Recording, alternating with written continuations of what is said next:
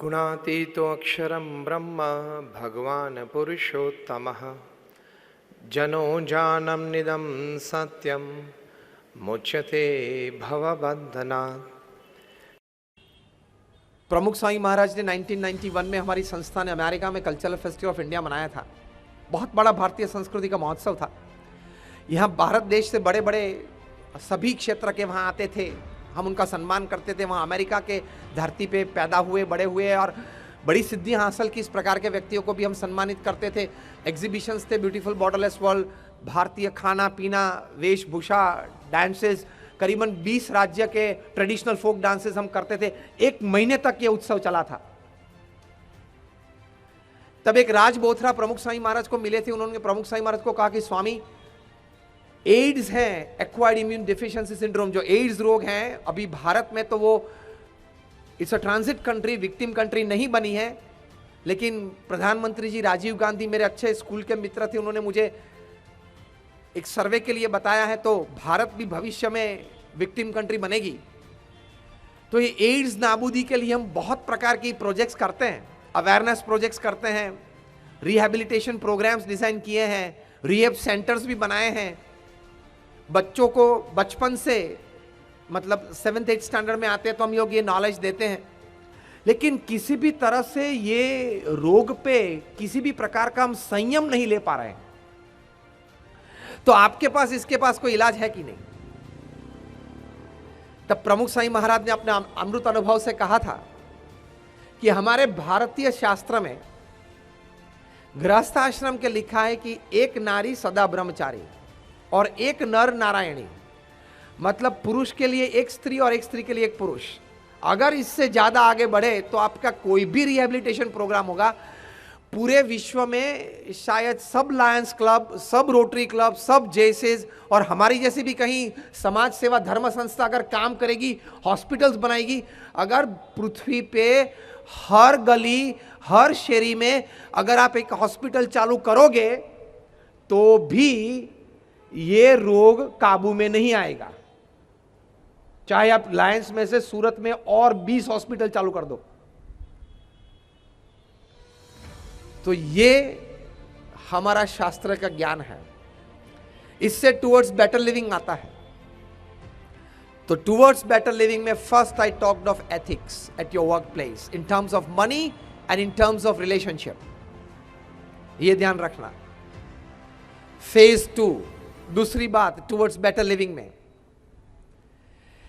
कि हर प्रकार का जीवन में अगर छोटा मोटा प्रसंग बने, रिश्तेदारी में बने, मित्रचारी में बने, कोई भी प्रसंग बने, उसमें हमेशा अपना अभिगम पॉजिटिव रखना, ऊंचा रखना और एक्सेप्टेबल रखना।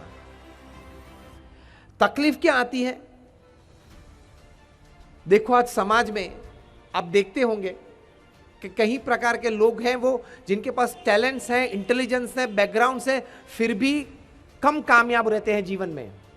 और कई लोग ऐसे हैं जिनके पास शिक्षा कम है या टैलेंट्स कम है, फिर भी कहीं अच्छे कामयाब हो जाते हैं। तो फर्क कहां रहा? फर्क अभिगम में रहा, एटीट्यूड्स में रहा। अगर आपका अभिगम पॉजिटिव है, राइट है, हाई है, तो आपको जीवन में प्रगति मिलती है, स्थिरता रहती है, संतोष रहता है, and you live a perfect balance life and you go towards better living. तो एटीट्यूड इज वेरी इंपॉर्टेंट।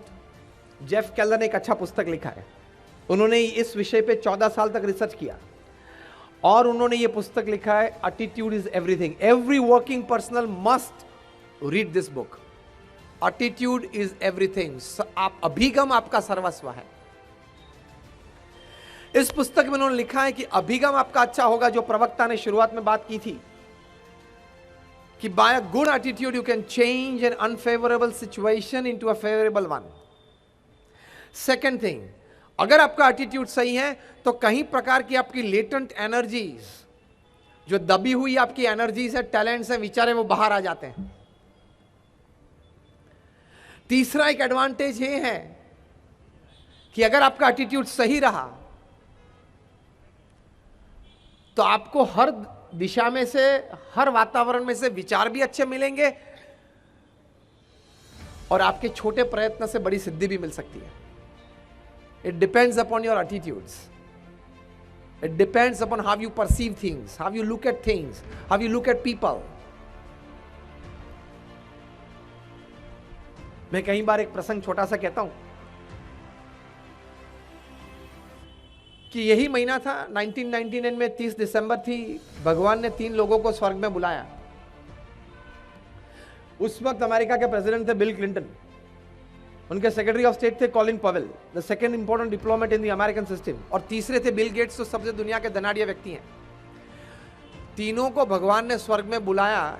ये रीडर्स डाइजेस्ट में एक स्टोरी आई थी और भगवान ने कहा कि मुझे एक बहुत अगत्य की बात आपको करनी है और मैं ये चाहूंगा कि आप तीनों वापस पृथ्वी पे जाके पृथ्वी के लोगों को ये समाचार दे, because you 3 are very influential.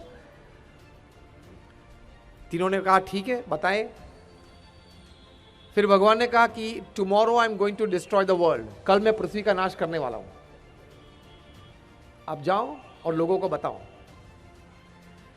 आए तीनों वापस पृथ्वी पे, प्राइम टाइम अमेरिकन टीवी पे कैमरा के सामने प्रोटोकॉल के अनुसार प्रथम बिल क्लिंटन पधारे और बिल क्लिंटन ने कहा कि ladies and gentleman, there is some good news and there is some bad news. Good news ये है कि मैंने भगवान को देखा, स्वर्ग देखा, and the bad news is that my God is going to destroy the world tomorrow, कल वो विश्व के नाश करने वाले हैं. बोल के कैमरा से ऑफ हो गए. दूसरी बारी आई प्रोटोकॉल के अनुसार secretary of state Colin Powell की. उन्होंने कहा कि ladies and gentleman, there is some bad news and there is some good news. Clinton ने क्या कहा था? गुड और बैड. ये जनाब ने क्या कहा कि there is some bad news and there is some good news. The bad news is that my God he exist, क्योंकि उनको पता था कि उस वक्त वे इराक में क्या कर रहे हैं. And the good news is that America is finishing Iraq tomorrow. क्यों क्रेडिट ना ले ले, वैसे भी पृथ्वी का नाश होने वाला है, तो अमेरिका इराक साफ कर रहा है कल. एटीट्यूड देखो, अभिगम किस प्रकार कर, बात एक ही है, बात एक ही है. किस प्रकार के आपके एटीट्यूड्स है वो आपके शब्द में, आपके प्रेजेंटेशन में बाहर आता है. अब बारी आई इस पृथ्वी पे सबसे श्रूड बिजनेसमैन इस पृथ्वी ने आज तक ये देखा नहीं है, बिल गेट्स की. 8वीं कक्षा फेल है और दुनिया की सबसे बड़ी कंपनी बनाई Microsoft. The richest man, self made millionaire, camera के सामने आए और बोले ladies and gentleman, there is some good news and more good news. No bad news. Bad है ही नहीं कुछ पृथ्वी पे, एटीट्यूड ये है, ये सिखाना है. तो सब तो ताजुब रह गए. फिर बिल गेट्स ने हंसते हुए बताया, the good news is that I was selected among the top 3 in the population of 5.5 billion by God himself. Credit. See, बात तो वही थी, किस प्रकार का आपका अभिगम है, आप किस प्रकार से ये बात करते हो. So the good news is that I was selected among the top 3, and the more good news is that कल Microsoft Y2K प्रॉब्लम सॉल्व कर रहा है.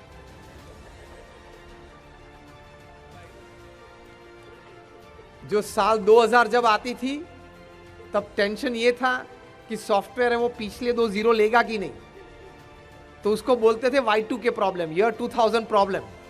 तो बोले कि माइक्रोसॉफ्ट कल सॉल्यूशन ला देगी इसका, वैसे भी पूरी पृथ्वी का सॉल्यूशन आने वाला है. बात वही थी, लेकिन बिल क्लिंटन ने कुछ बताई, कॉलिन पॉवेल ने कुछ बताई और बिल गेट्स ने कुछ और बात की. बिल गेट्स ने यह कहा, there is good news and more good news. तो यही बात सीख के आप जाना कि जीवन में जो भी घटना बने, there is always good news and more good news, there is no bad news.